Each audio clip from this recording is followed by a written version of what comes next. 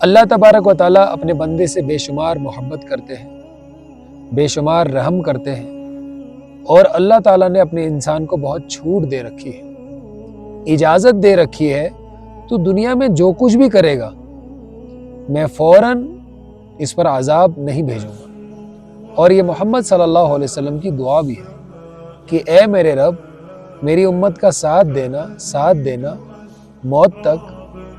تاکہ وہ تیاری کر سکے، تاکہ وہ آپ کو راضی کر سکے۔ اس لیے اللہ کی محبت اور اللہ کے رحم کا انسان اندازہ نہیں لگا سکتا کہ انسان کتنی محبت کرتا ہے اللہ سے۔ یہاں تک کہ علماء سے سنا ہے جو اکثر کہتے ہیں کہ شیطان جو اللہ تعالیٰ کا سب سے بڑا نافرمان ہے، اللہ تعالیٰ نے مردود قرار دیا ہے اس کو، وہ بھی آخرت میں یہ امید ہوگی اسے شاید اللہ تعالیٰ مجھے بھی معاف فرما دے گے، لیکن اللہ تعالیٰ نے شیطان کے لیے فیصلہ فرما دیا ہے، اور اپنے بڑے بڑے نافرمان جو گزر چکے ہیں اس دنیا سے، فرعون، حامان، شداد، ان کے لیے بھی اللہ تبارک و تعالیٰ نے فیصلہ فرما دیا ہے کہ ان کا ٹھکانہ جہنم ہے۔ تو میرے بھائیوں، اللہ تعالیٰ بہت رحم کرتے ہیں ہم پہ، ہم سے محبت کرتے ہیں، پیار کرتے ہیں۔ اس کی دلیل بہت ساری ہے۔ ایک حدیث میں محمد صلی اللہ علیہ وسلم صحابہ کے ساتھ بیٹھے ہوئے ہیں اور بہت سارے قیدی آ گئے جن کو جنگوں میں یا کسی موقع پر پکڑ کے لایا جاتا تھا۔ تو اس میں ایک عورت، حضور صلی اللہ علیہ وسلم دیکھتے ہیں کہ ایک عورت ہے جو اپنے بچے کو ڈھونڈ رہی ہے۔ تو ڈھونڈتے وہ پریشان ہے، رو رہی ہے، ایک سے پوچھ رہی ہے، دوسرے سے پوچھ رہی ہے میرا بچہ کہاں ہے۔ جب اسے وہ بچہ ملتا ہے تو وہ اتنی خوش ہو جاتی ہے، وہ اس کو اپنے سینے سے لگاتی ہے اور پھر اس کو دودھ پلانا شروع کر دیتی ہے۔ محمد صلی اللہ علیہ وسلم اپنے صحابہ سے پوچھتے ہیں، میرے صحابہ بتاؤ یہ اپنے بچے سے کتنی محبت کرتی ہے، کیا یہ اپنے بچے کو آگ میں ڈال سکتی ہے؟ صحابہ کہہ رہے ہیں اللہ کے نبی نہیں۔ آپ صلی اللہ علیہ وسلم فرمایا اس کی قدرت بھی ہے اس کے پاس، لیکن یہ اپنے بچے کو کبھی آگ میں نہیں ڈالے گی۔ اب بتاؤ یہ اپنے بچے سے کتنی محبت اور رحم کرتی ہے اپنے بچے پہ، اس کا کھانے کا خیال رکھتی ہے، اس کے سونے کا خیال رکھتی ہے، اس کو تکلیف تو نہیں پہنچ رہی ہے، وہ میرا بچہ بیمار تو نہیں ہے، اس کے پیٹ میں گڑبڑ بھی تو نہیں ہے، کون سی چیز کو اچھی لگے گی اس کی صحت کے لیے، کون سی چیز کے لیے خراب ہے، ہر چیز کا خیال رکھتی ہے ماں۔ حضور صلی اللہ علیہ وسلم نے فرمایا کہ میرے صحابہ، اللہ تبارک و تعالیٰ اس سے بھی زیادہ اپنے بندے سے رحم کرتے ہیں، اللہ اپنے بندے کے اوپر، اور محبت کرتے ہیں اپنے بندے سے۔ اسی طرح محبت کو لے کر اور اللہ تعالیٰ اپنے بندے کو کتنی ڈھیل دیتے ہیں، کتنا موقع دیتے ہیں اور بے شمار محبت کرتے ہیں۔ ایک واقعہ ہمارے سامنے ہے، جب حضرت یوسف علیہ السلام اور حضرت یعقوب علیہ السلام 40 سال بعد ملے، جب وہ قید میں ہو گئے حضرت یوسف، پھر وہاں کے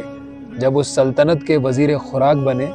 تو پھر جب اس کے بھائی آئے، وہ غلہ دیا گیا اور اسے بھیجا گیا کہ نہیں اپنے بھائی کو، دوسرے بنیامین کو بھی لے کر آنا، جو واقعہ آپ نے سنا ہوگا۔ تو اس کے بعد حضرت یعقوب علیہ السلام نابینا ہو گئے تھے،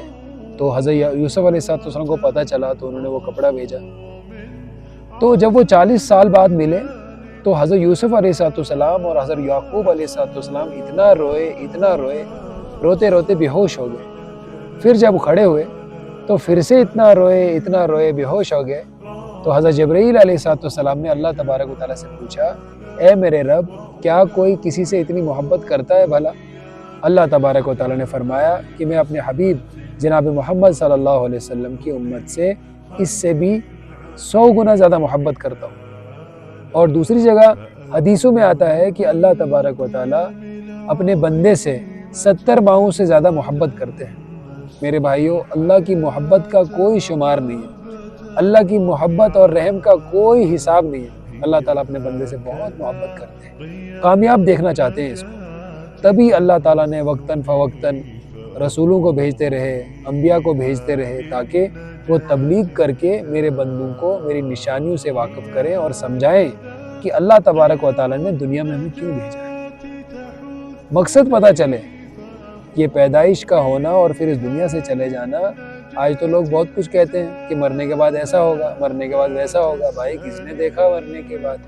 تو اللہ تبارک و تعالیٰ نے انبیاء کے ذریعے اپنے بندوں تک پیغام بھیجتے رہے، تاکہ میرے بندے کو جو میں نے انسان بنایا ہے، جو اشرف المخلوق ہے، 18,000 میں سب سے زیادہ افضل ہے، جو اللہ تعالیٰ نے باقی سب مخلوق بنائی ہے، یہ سب اس کے نفع اور نقصان کے لیے، تاکہ اس کو پتہ چلے کہ اس کا مقصد کیا ہے دنیا میں آنے کا۔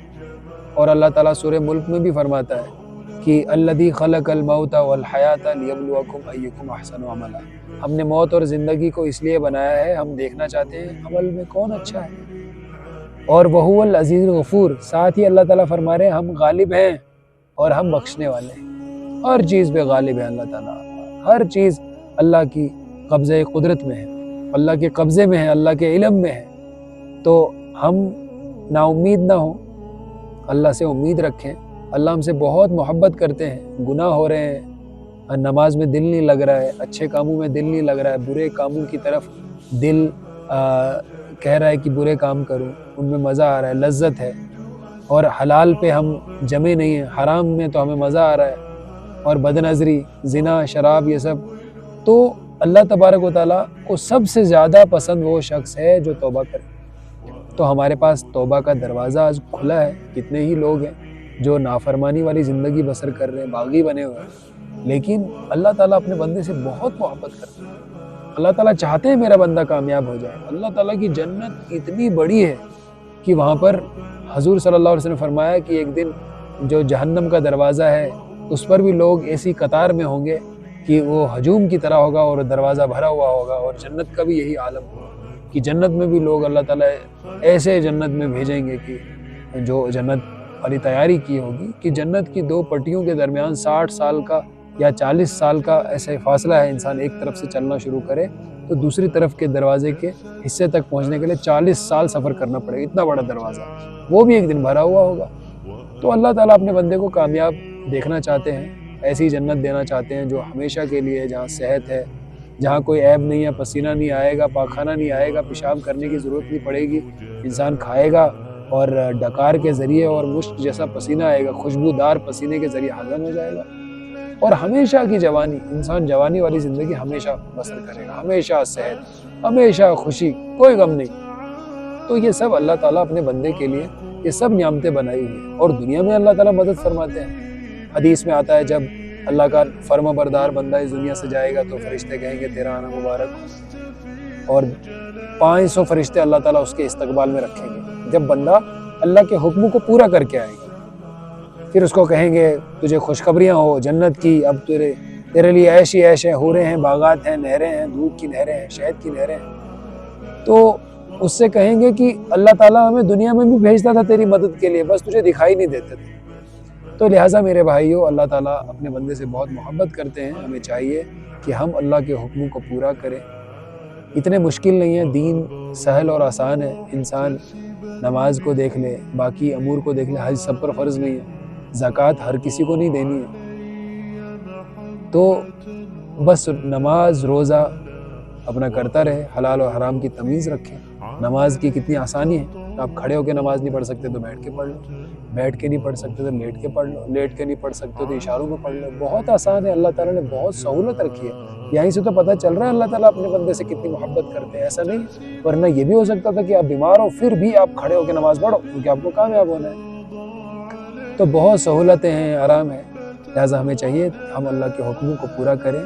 اور محمد صلی اللہ علیہ وسلم کے طریقے میں زندگی بسر کریں اور آخرت میں کامیاب ہو جائیں۔ آج ہمارا جو ٹاپک تھا یہ یہی تھا کہ اللہ ہم سے بہت محبت کرتے ہیں۔ میں جتنا سمجھا پایا ہوں، اللہ مجھے بھی اس پر عمل کرنے کی توفیق عطا فرمائے اور آپ کو بھی، اور جو باقی باتیں رہ گئی ہیں اللہ اس کے لیے معاف فرمائے، اور جو کچھ میں نے غلط کہہ دیا ہوگا اس کے لیے بھی اللہ مجھے معاف فرمائے۔ السلام علیکم ورحمۃ اللہ وبرکاتہ۔